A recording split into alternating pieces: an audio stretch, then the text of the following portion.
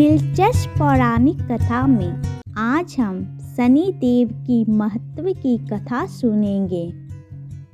एक समय स्वर्ग लोक में सबसे बड़ा कौन के प्रश्न को लेकर सभी देवताओं में वाद विवाद प्रारंभ हुआ और फिर परस्पर भयंकर युद्ध की स्थिति बन गई।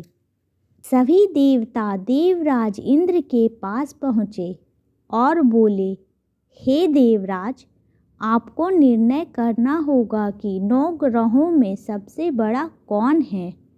देवताओं का प्रश्न सुनकर देवराज इंद्र उलझन में पड़ गए और कुछ देर सोचकर बोले, हे देवगणों, मैं इस प्रश्न का उत्तर देने में असमर्थ हूँ। पृथ्वी लोक में उज्जैनी नगरी में राजा विक्रमादित्य का राज है।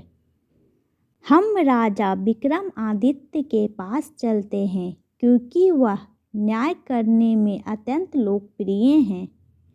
उनके सिंहासन में अवश्य ही कोई जादू है कि उस पर बैठकर राजा विक्रमादित्य दूध का दूध और पानी का पानी अलग करने का न्याय करते हैं। देवराज इंद्र के आदेश पर सभी देवता पृथ्वी लोक में उज्जैनी नगरी में पहुँचे। देवताओं के आगमन का समाचार सुनकर स्वयं राजा विक्रमादित्य ने उनका स्वागत किया। महल में पहुंचकर जब देवताओं ने उनसे अपना प्रश्न पूछा तो राजा विक्रमादित्य भी कुछ देर के लिए परेशान हो उठे, क्योंकि सभी देवता अपनी अपनी शक्तियों के कारण महान शक्तिशाली थे। किसी को भी छोटा या बड़ा कह देने से उनके क्रोध के प्रकोप से भयंकर हानि पहुंच सकती थी।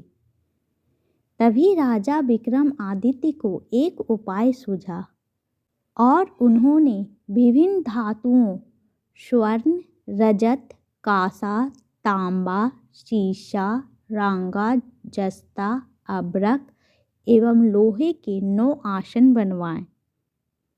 धातुओं के गुणों के अनुसार सभी आसनों को एक दूसरे के पीछे रखवाकर उन्होंने देवताओं को अपने अपने सिंहासन पर बैठने को कहा।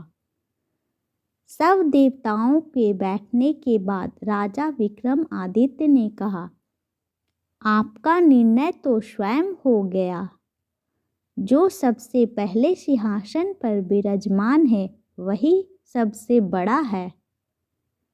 राजा विक्रमादित्य के निर्णय को सुनकर शनि देवता ने सबसे पीछे आसन पर बैठने के कारण अपने को छोटा जानकर क्रोधित होकर कहा, राजन, तुमने मुझे सबसे पीछे बैठाकर मेरा अपमान किया है। तुम मेरी शक्तियों से परिचित नहीं हो। मैं तुम्हारा सर्वनाश कर दूंगा। सूर्य एक राशि पर 1 महीने, चंद्रमा 2.25 दिन, मंगल 1.5 महीने, बुध और शुक्र 1 महीने, बृहस्पति 13 महीने रहते हैं, लेकिन मैं किसी राशि पर 7.5 वर्ष रहता हूँ। बड़े बड़े देवताओं को मैंने अपने प्रकोप से पीड़ित किया है। राम को 7.5 के कारण ही वन में जाकर रहना पड़ा और रावण को 7.5 के कारण ही युद्ध में मृत्यु का शिकार बनना पड़ा। उसके वंश का सर्वनाश हो गया। राजा, अब तू भी मेरे प्रकोप से नहीं बच सकेगा।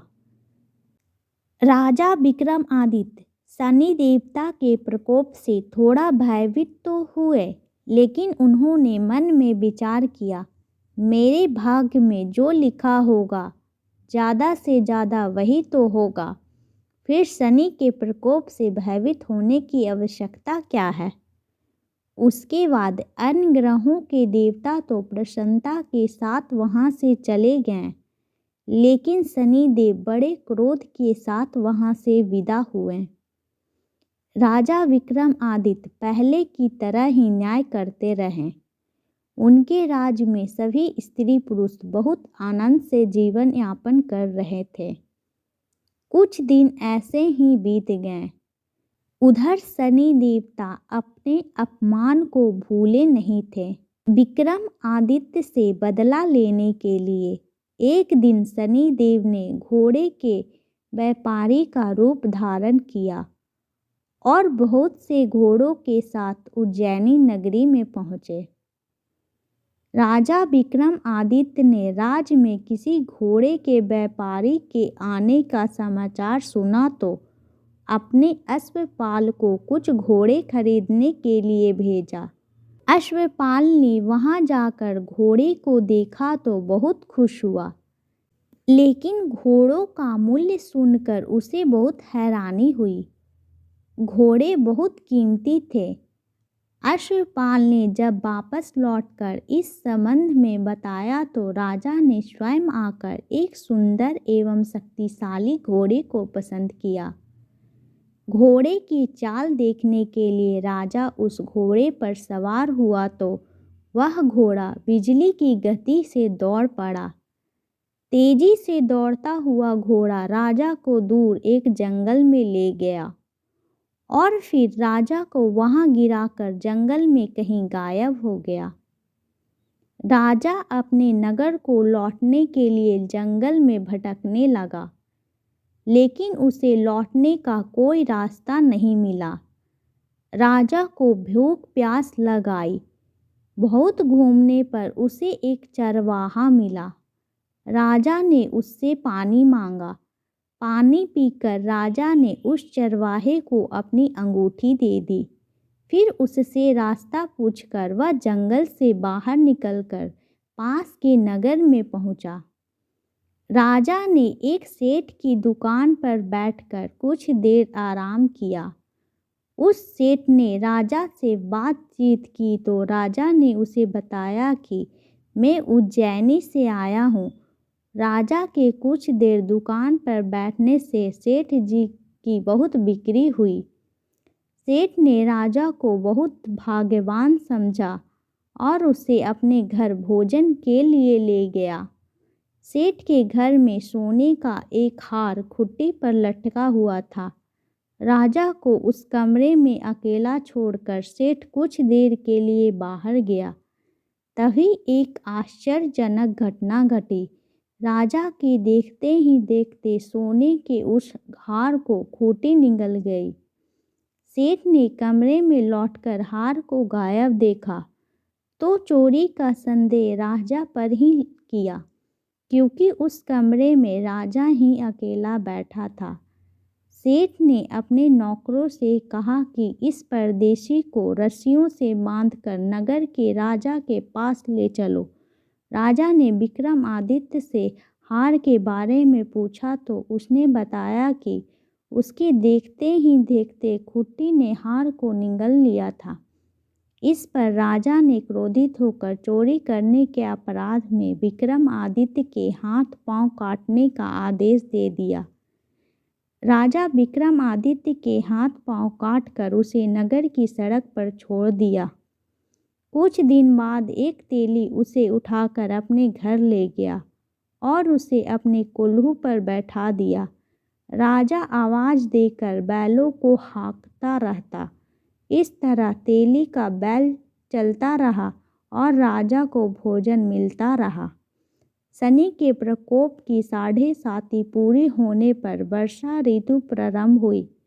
राजा विक्रमादित्य एक रात मेघ मल्हार गा रहा था कि तभी नगर के राजा की लड़की राजकुमारी मोहिनी रथ पर सवार उस तेली के घर के पास से गुजरी।